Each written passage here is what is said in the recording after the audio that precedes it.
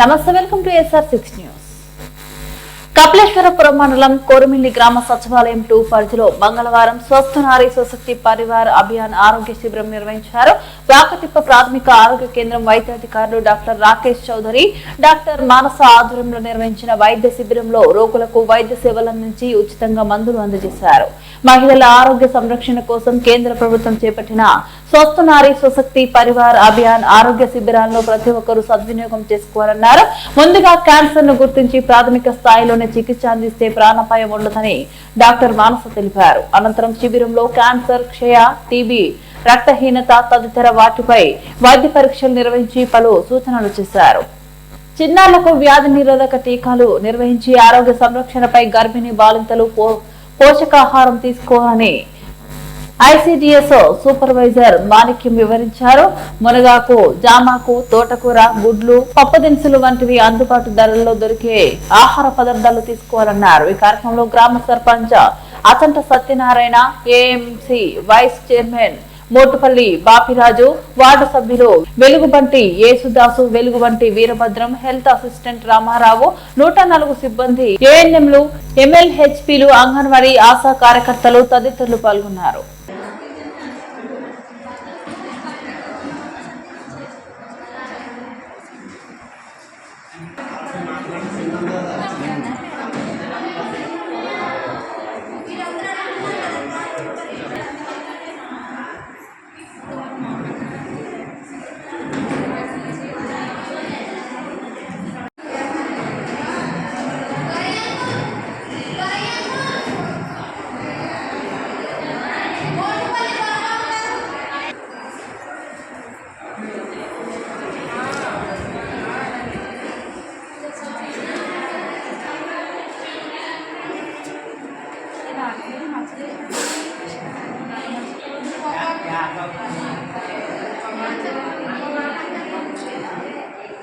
మన government of India అన్నమాట, నరేంద్ర మోడీ గారు తన పుట్టినరోజు సందర్భంగా 17వ తేదీ నుండి అక్టోబర్ 2వ తేదీ వరకు ఇట్లా వైద్య శిబిరాలు ఏర్పాటు చేస్తున్నారనమాట. ఎందుకు ఇది అంటే, అక్కడ ఉంది కదండి, ఆరోగ్యకరమైన మహిళలు, బలమైన కుటుంబాల కోసం శిబిరాలు. ఓన్లీ ప్రత్యేకంగా మహిళ గురించి ఎందుకు ఇట్లా ఫోకస్ చేశారు అంటే, స్వస్థ నారీ సశక్తి పరివార్ అభియాన్ అని దాన్ని లాంచ్ చేశారనమాట. ఎందుకు మహిళల మీదే ఫోకస్ చేయాలి అంటే, ఇందాక మేడం చెప్పారు కదండి, ఇప్పుడు ఇదివరకంటే ఎయిడ్స్, HBSS పాజిటివ్ అలాంటివి వినేవాళ్ళం. ఇప్పుడు తరచుగా మనం వింటున్నది క్యాన్సర్ అనేది. అది చాప కింద నీరులాగా ఎక్కువైపోతుంది డే బై డే. మన డైలీ లివింగ్ యాక్టివిటీస్లో మనం చేస్తున్న ఏం చేయకపోయినా, కొంతమంది ఇప్పుడు తాగిన వాళ్ళకి ఓరల్ క్యాన్సర్ అనేది కామన్ అయిపోయింది.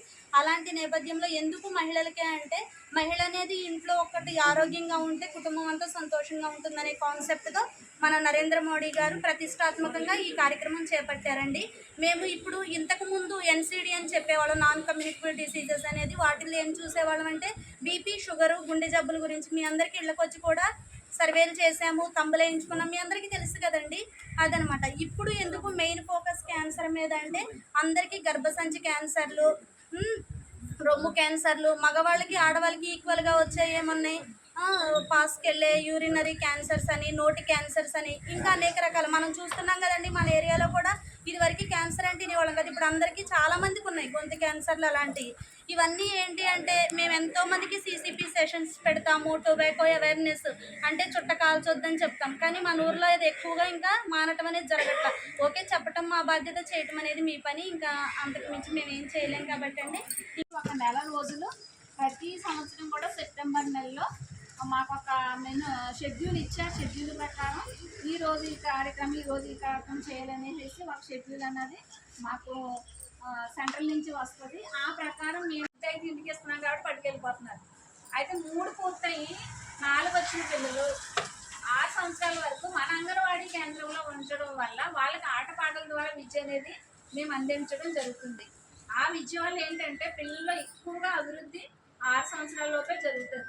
ఈ 6 సంవత్సరాల్లో కూడా మన అంగన్వాడీ కేంద్రంలో కనీసం 5 సంవత్సరాలు పూర్తయ్యేంత వరకు ఉంచితే వాళ్ళ నేర్పించే విద్య ద్వారా వాళ్ళకి అభివృద్ధి అనేది జరుగుతుంది. అభివృద్ధులు కూడా 5 రకాలుగా జరుగుతుంది. శారీరకంగా, మానసికంగా, సామాజికంగా, వాళ్ళు మాట్లాడి భాషాభివృద్ధి జరుగుతూ ఉంటుంది. ఈ ప్రకారం అభివృద్ధులు అనేది జరుగుతూ ఉంటుంది. సాధారణంగా పిల్లలు ఇంట్లో ఉన్న పిల్లలకి అంగన్వాడీలోకి వచ్చిన పిల్లలు కూడా చాలా వేరియేషన్ ఉంటుంది. ఎందుకంటే అంగన్వాడీలో వచ్చిన పిల్లలు అందరితో కలిసిమెలిసి ఉండడం అలవాటు అవుతుంది, వాళ్ళ ధైర్యం అనేది వస్తుంది. అలాగే ఇంట్లో భోజనం తినడానికి చాలా మంది మారం చేస్తారు పిల్లలు, కానీ అంగన్వాడీలోకి వచ్చినప్పుడు పక్క పెట్టి ఎప్పుడైతే ఆ భోజనం చేస్తున్నాడో వీడు కూడా తినాలనే ఆతృత వాళ్ళలో వస్తుంది. వాడంతటా వాడే భోజనం అనేది చేయడం నేర్చుకుంటాడు. ఈ ప్రకారం అంగన్వాడీ కేంద్రాలు పిల్లలకి ఫౌండేషన్ అనేది నేర్పించడానికి పెట్టిన కేంద్రాలు ఇవన్నీ కూడా. అవన్నీ సద్వినియోగం చేసుకోవాలని కోరుకుంటూ ఇచ్చిన ఫుడ్ని కూడా గర్భిణీ బాలింతలు కంపల్సరీగా క్రమం తప్పకుండా తిన్నప్పుడు వాళ్ళకి ఐరన్ కూడా ఎక్కువగా ఉంటుంది. డెలివరీ టైంలో కూడా ఇబ్బంది అనేది లేకుండా ఉంటుంది. కాబట్టి ఈ వచ్చిన తల్లులు అంటే అందరూ పెద్దవాళ్ళే వచ్చారు, ఇక్కడ ఎవరు గర్భిణీలు కానీ బాలింతలు కానీ ఎవరూ లేరు. కూడా సేమ్ అలాగే వస్తారు అంగన్వాడీ కేంద్రానికి వస్తారు. ఎంత చెప్పనివ్వండి అంటే, ఎందుకంటే మేము వాళ్ళని రప్పించినప్పుడు కొన్ని విషయాలు వాళ్ళకి అర్థమవుతాయి చెప్పినప్పుడు, అది ఆ విధంగా పాటిస్తారని ఆతృతతో మేమేం చేస్తామో మీటింగ్ అనేది పెడుతుంటే పెద్దవాళ్ళ వరకు ఎట్లా మీటింగ్ పెట్టినా పెద్దవాళ్ళే వస్తారు. దయచేసి ఆ గర్భిణీ బాలింతలు అంగన్వాడీ సెంటర్కి పంపించండి. వాళ్ళకు కూడా కొంచెం నది సర్టిఫికేట్ తినడం వల్ల కూడా వాళ్ళకి ఆరోగ్యం ఉంటుంది. ఆ ఇంట్లోనే ఉంచుతారు. అలాగే దయచేసి ఇక్కడి నుంచైనా సెంటర్కి వచ్చారంటే మేము ఎప్పుడు రమ్మంటాం, నెలకు 2 సార్లు.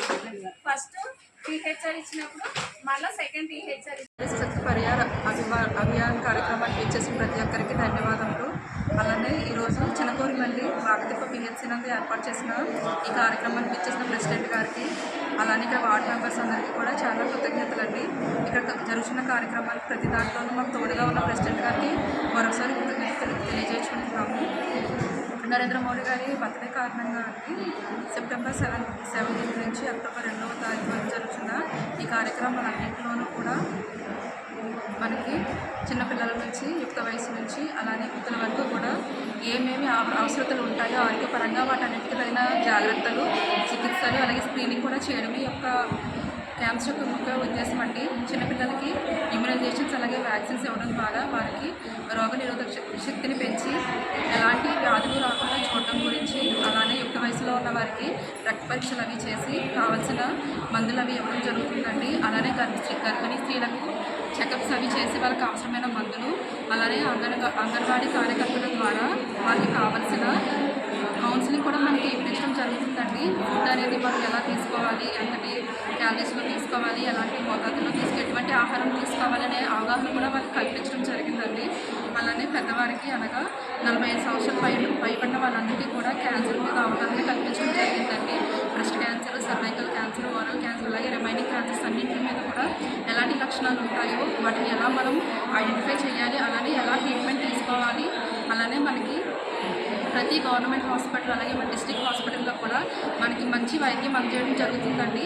ఇవన్నీ కూడా వాళ్ళ దృష్టికి తీసుకెళ్ళి వాళ్ళకి మంచి ఆరోగ్యాన్ని అలానే వాళ్ళకి అవగాహన కల్పించడం జరిగిందండి. ఈ అవకాశం ఇచ్చినటువంటి మీ అందరికీ కూడా